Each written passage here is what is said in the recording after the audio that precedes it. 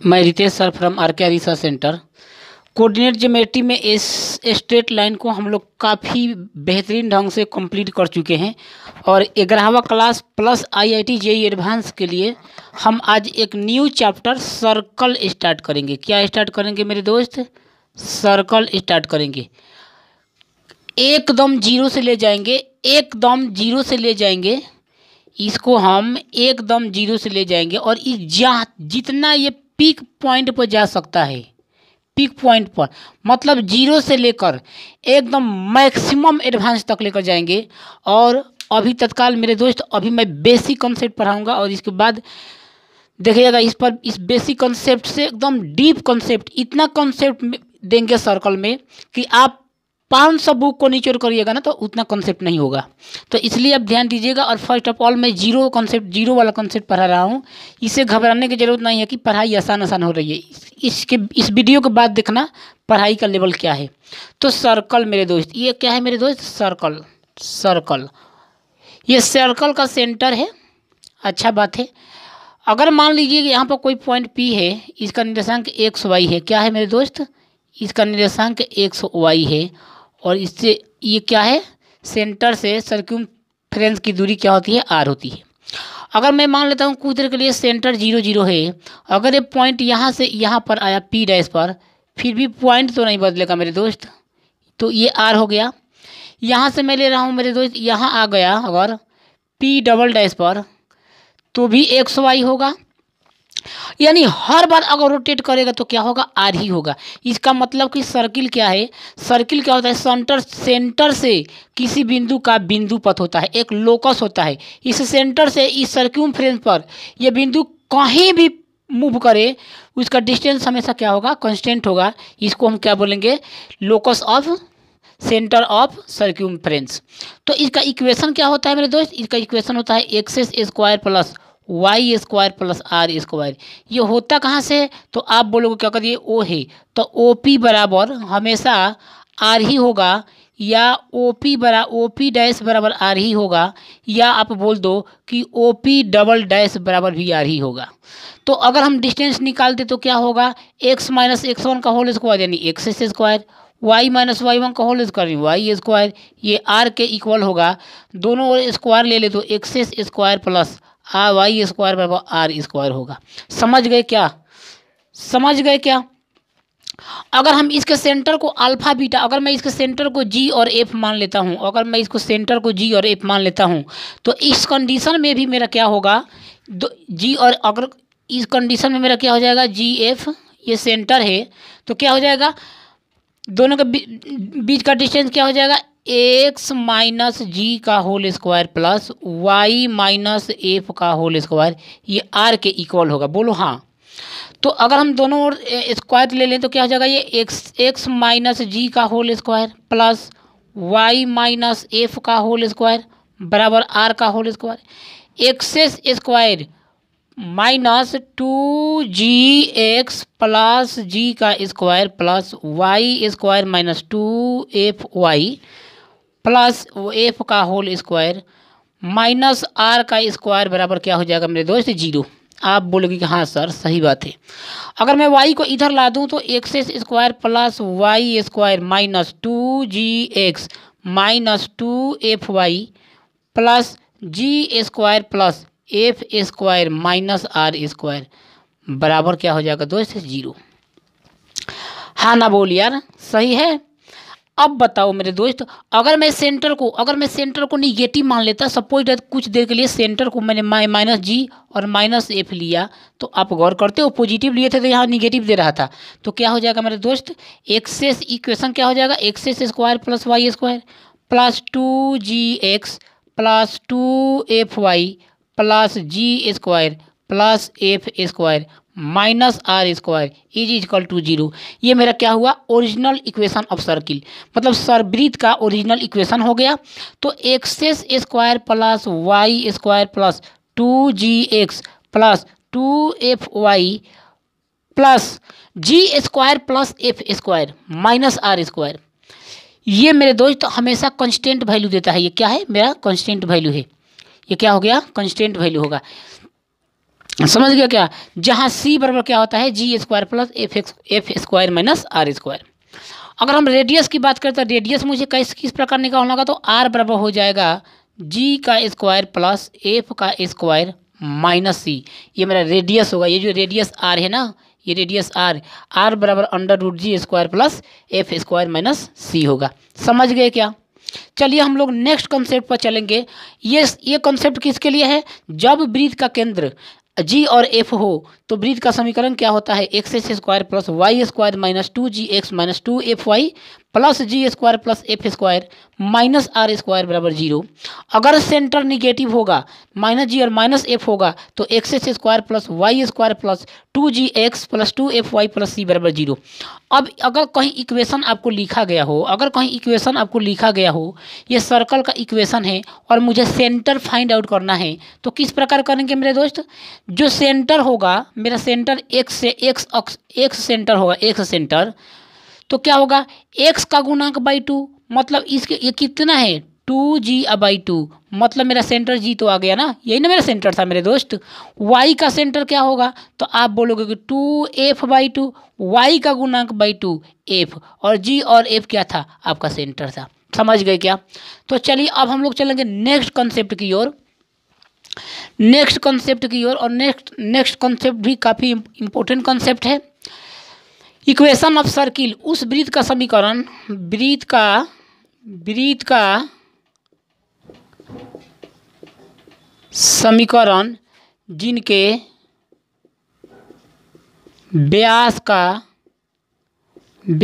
के अंतिम छोर, अंतिम बिंदु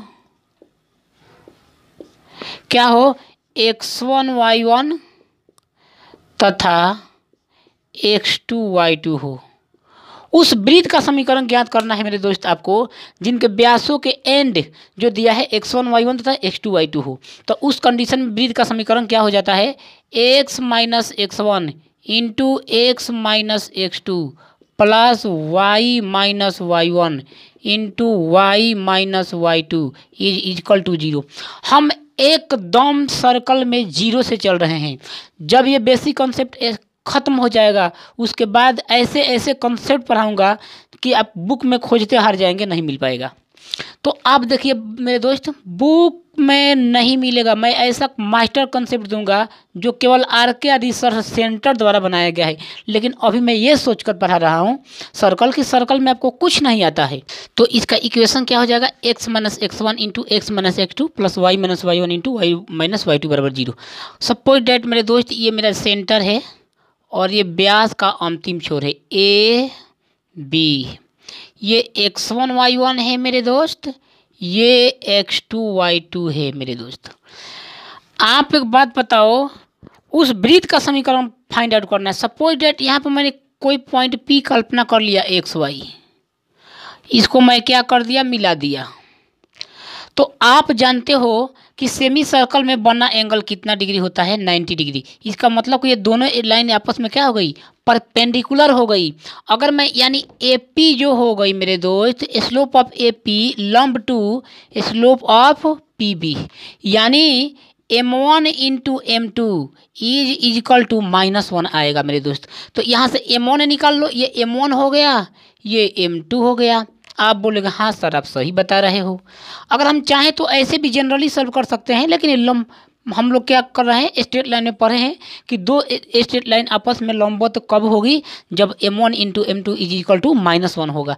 तो हम M1 निकाल लेते हैं मेरे दोस्त। M1 क्या होगा मेरा, y2 माइनस y1 बटा x2 माइनस x1, तो y minus y1 by x minus x1। हाँ, इसी प्रकार से M2 क्या होगा मेरे दोस्त, तो आप बोलोगे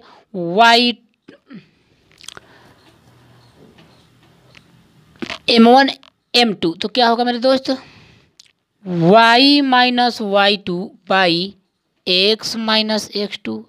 इस दोनों का प्रोडक्ट जो होगा क्या होगा, -1 होगा, यानी y minus y1 by x minus x1 into y minus y2 by x minus x2 is equal to -1। आप बोलोगे हाँ सर सही बात है, तो कर लो। y minus y1 into y minus y two बराबर minus x one into x minus x two. इसको इधर ला दो तो x minus x one into x minus x two plus y minus y one into y minus y two is equal to zero. यही हमारा वृत्त का क्या हो गया, समीकरण हो गया। जब किसी कोई सरल रेखा हो जो व्यास से होकर पास करती हो और उसका एंड पॉइंट x1 y1 और x2 y2 दिया गया हो, तो सरल रेखा का समीकरण क्या होता है, वो वृत्त का समीकरण क्या होता है, x minus x one into x minus x two plus y minus y one into y minus y two is equal to zero. तो अब हम लोग चलते हैं अगला कॉन्सेप्ट की ओर। अगला कॉन्सेप्ट क्या बोल रहा है, इसको जरा हम लोग गौर करें। अगला कॉन्सेप्ट मेरे दोस्त, और एक और बेहतरीन कॉन्सेप्ट, मास्टर कॉन्सेप्ट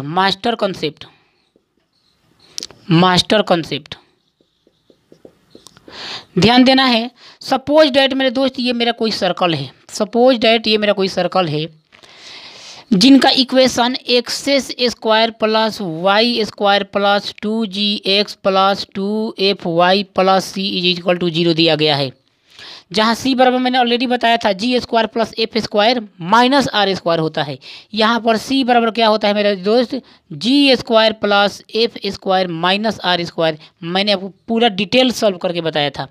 और यहाँ से कोई स्ट्रेट लाइन आ रही है और इसको इस बिंदु पी पर क्या कर रही है, टच कर रही है। अगर ये straight line a x plus b y plus c बराबर जीरो हो और यहाँ A B C G P में ए पी में दिया रहे, अगर A B C A P में दिया रहे मेरे दोस्त, तो एक बात को आप ध्यान रखना कि ये जो स्ट्रेट लाइन होगी ना, पॉइंट ए से जा रही होगी तो हमेशा ये 1 - 2 पॉइंट से होकर जा रही होगी। ये सरल रेखा किस बिंदु से होकर जा रही होगी, ये बिंदु जो होगी ना 1 - 2 से होकर जा रही होगी। अगर इसी में मुझे पूछ देगा लेंथ ऑफ टेंजेंट, तो हम आसानी से निकाल सकते हैं। ये एंगल थीटा बन गया। दोनों टेंजेंट की लंबाई क्या होगी, आपस में बराबर होगी। हम इक्वेशन ऑफ टेंजेंट इसके जस्ट नेक्स्ट वीडियो में करेंगे, लेकिन अभी हम लोग पढ़ रहे हैं बेसिक कंसेप्ट। तो आप बताइए, अगर हम ax plus b y plus c बराबर जीरो कर दिए तो आप मुझे बताइए ये 1 - 2 से होकर जाती है, ऐसा क्यों? तो मास्टर एपी का प्रयोग करेंगे। मास्टर एपी क्या बोलता है मेरे दोस्त, a बराबर 1, b बराबर 2, c बराबर 3, d बराबर 4। ये जो है ना क्रमागत समानांतर श्रेणी जो होती है ना, उसे मास्टर एपी कहा जाता है। अगर कोई एपी अज्ञात हो, नहीं दिया गया हो, तो हम मास्टर एपी का प्रयोग कर लेंगे। अगर हम a का मान 1 भर दे तो इक्वेशन बन जाएगा x प्लस b का मान भर दे 2 तो 2y हो जाएगा, प्लस c का मान 3 तो 3 बराबर 0। अब ऐसा कौन सा पॉइंट है जो इसको सेटिस्फाइड करेगा? तो आप बोलोगे सर 1 - 2 चेक कर लीजिए, 1 - 2 गुने 2 प्लस 3, 3 1 4, 4 में से 4 गया 0। तो आप जान गए मेरे दोस्त कि ये जो स्ट्रेट लाइन होगी 1 - 2 से होकर जा रही होगी। तो ये छोटी छोटी बेसिक कॉन्सेप्ट आपको याद होने चाहिए, तब आप बड़े बड़े क्वेश्चन को आसान कर दोगे। चलिए अब हम लेंगे बाबू अगला कॉन्सेप्ट, और बड़ा इंपॉर्टेंट कॉन्सेप्ट। अगला कॉन्सेप्ट लेंगे और बड़ी इंपॉर्टेंट कॉन्सेप्ट। इस सर्किल के ये छोटे मोटे कॉन्सेप्ट है, कोई बहुत बड़ा कॉन्सेप्ट नहीं है। सपोज डैट मेरे दोस्त, ये मेरा नियामक एक्सिस है। सपोज डैट मैं एक सर्कल लेता हूँ, ये मेरा सर्कल है। क्या है मेरे दोस्त, अभी मैं एक बहुत बेसिक ले रहा हूँ। इस सर्कल को, ये सर्कल जो है ना अपने नियामक एक्सिस को क्या कर रहा है मेरे दोस्त, टच कर रहा है। क्या कर रहा है, टच कर रहा हो। अगर हम यहाँ पर टच कर रहा है, यहाँ पर टच कर रहा है। अगर हम इस गैप में कोई एक और सर्कल रख दें, तो आप मुझे एक बात बताइए मेरे दोस्त, गैप रखने के बावजूद भी इसमें गैप रहेगा। इसको हम सोचेंगे कि पूरा फिल कर दें तो फिल नहीं होगा, फिर भी गैप रहेगा। तो अब पूछ सकता है कि इसकी छोटी रेडियस की, इस स्मॉल सर्कल की रेडियस क्या होगी मेरे दोस्त? तो इसका फार्मूला बन जाता है r बराबर r इंटू 3 - 2√2। यही कंसेप्ट होता है। और ये आया कहाँ से, जरा इसको हम गौर करें। आप मुझे एक बात बताइए दोस्त, ये अगर ये सेंटर है, अगर ये सेंटर है तो सेंटर से टचिंग पॉइंट पर डाला गया लंब त्रिज्या पर अभिलंब होता है, तो ये 90 डिग्री का एंगल बना देगा। ये स्पर्श बिंदु यहाँ से डालेंगे, ये भी 90 डिग्री का एंगल बना दिया, ये 90 तो ऑटोमेटिकली सब 90 हो गया। अगर ये कैपिटल आर है, ये कैपिटल आर है, तो ये भी कैपिटल आर होगा, तो इस वजह से ये भी कैपिटल आर हो जाएगा। अरे बोल हाँ। सेम इसी प्रकार से अगर ये टचिंग पॉइंट है, अगर ये टचिंग पॉइंट है मेरे दोस्त, तो आप मुझे एक बात बताइए, हाँ अगर ये इसका सेंटर ये है, अगर ये सेंटर ये है, ये टचिंग पॉइंट है, यहाँ ये टचिंग पॉइंट है, यहाँ से मैंने इसको मिलाया, यहाँ से मैंने इसको मिलाया, तो आप मुझे एक बात अगर ये आर है तो ये भी तो आर होगा मेरे दोस्त। अरे बोलो हाँ, तो ये भी तो आर हो जाएगा, तो ये भी तो आर हो जाएगा। तो आप देखो मेरे दोस्त कि यहाँ पर दो सिमिलियर स्क्वायर बनते हुए प्रतीत होंगे। तो अगर ये सेंटर ओ है, ये अगर सेंटर ये ओ है, अगर ये सेंटर क्या है C1 है, अगर ये सेंटर ये क्या OC है, O है, तो अगर मैं देखता हूँ इस बड़े वाले स्क्वायर में, तो ये क्या होगा मेरे दोस्त, ये क्या होगा मेरे दोस्त। तो आप बोलेंगे सर ये तो जो होगा ना, ये जो होगा OC1, मैं यहाँ पर ले लेता हूँ, यहाँ पर OC1, यहाँ पर मैं ले लेता हूँ दोस्त मेरे C2, यहाँ पर मैंने क्या ले लिया मेरे दोस्त, C2 ले लिया। तो और यहाँ पर मैंने क्या ले लिया, Q ले लिया, ये क्या ले लिया, Q। तो आप मुझे बताओ OC प्लस ये CQ प्लस QC1, अरे बोल दो OC2 plus CQ plus OQC1 बराबर ये बड़े वाले स्क्वायर के डायगोनल के बराबर होगा, बड़े वाले स्क्वायर के डायगोनल के बराबर होगा। और इसमें बड़े वाले डायगोनल क्या होगा मेरे दोस्त, अगर कोई स्क्वायर है, अगर कोई स्क्वायर की साइड ए है, ये ए है, ये ए है, ये ए है, तो ये क्या होगा, √2a होगा। तो यहाँ पर क्या हो जाएगा मेरे दोस्त, बड़े वाले स्क्वायर की साइड का डायगोनल √2r हो जाएगा। आप बोलेंगे सर आप बिल्कुल सही बता रहे हो। तो OC2 क्या होगा मेरे भैया, OC2 क्या होगा मेरे भैया, वो भी तो √2r होगा, वो भी तो √2r होगा स्मॉल, प्लस CQ क्या होगा, C2Q मेरे क्या होगा दोस्त, R प्लस QC1 एक कैपिटल R हो जाएगा, और ये किसके बराबर हो जाएगा मेरे दोस्त, √2r। अरे बोल यार हम गलत बता रहे हैं क्या, आप बताइए मेरे दोस्त। √2 R कॉमन, √2 प्लस 1, ये यहाँ से जाएगा तो R कॉमन, तो क्या हो जाएगा, √2 माइनस 1। अगर मैं R का मान निकाल दूं मेरे भैया, तो बच जाएगा R into √2 minus 1 by √2 plus 1। अगर मैं इसे प्रमेयकरण कर दूं तो ये हो जाएगा √2 माइनस 1 बाई √2 माइनस 1। अगर मैं R का मान निकाल दूं तो A माइनस B का होल स्क्वायर, √2 माइनस 1 का होल स्क्वायर, यानी √2 माइनस 1 का whole square by A square minus B square 1। R बराबर क्या आ गया, A का स्क्वायर 2 प्लस B का स्क्वायर 1 माइनस 2AB 2√2 इंटू यहाँ पर R लिखा गया था, तो R बराबर क्या आ गया मेरे दोस्त, R बराबर मेरा आ गया कैपिटल R इंटू 3 माइनस 2√2, ये मेरा स्मॉल रेडियस का फार्मूला आ गया। तो अगर कोई सर्कल हो और अपने नियामक अक्षों को टच कर रहा हो, तो उनके बीच में अगर गैप वाले स्थान में एक सर्कल रखा जाए, तो उस सर्कल की जो रेडियस होती है R बराबर कैपिटल R इंटू 3 माइनस 2√2। इस पर इक्वेशन ऑफ सर्कल में एक IIT JEE में सवाल आ चुका है, इसलिए मैंने इस कंसेप्ट को क्लियर कर दिया। फिर हम लोग अगले कंसेप्ट को पढ़ेंगे, और इस पर हम ऐसे क्वेश्चन लेंगे ना, जब हम डीप कॉन्सेप्ट तक मतलब जीरो टू हीरो तक अगर मैं सारे कॉन्सेप्ट को क्लियर कर देंगे, तो मैं ऐसे क्वेश्चन लेंगे ना जो RK रिसर्च सेंटर में बनाए गए हैं। और ऐसे क्वेश्चन जब आप सॉल्व करेंगे ना, और बुक के क्वेश्चन को सॉल्व करेंगे ना, तो RK रिसर्च सेंटर में जो क्रिएट किया गया क्वेश्चन है, अगर आप उसको बनाते हैं तो बुक का क्वेश्चन चाहे किसी भी IIT का बुक हो, जब उसको आप सॉल्व करिएगा तो वो लगेगा कि हलवा है।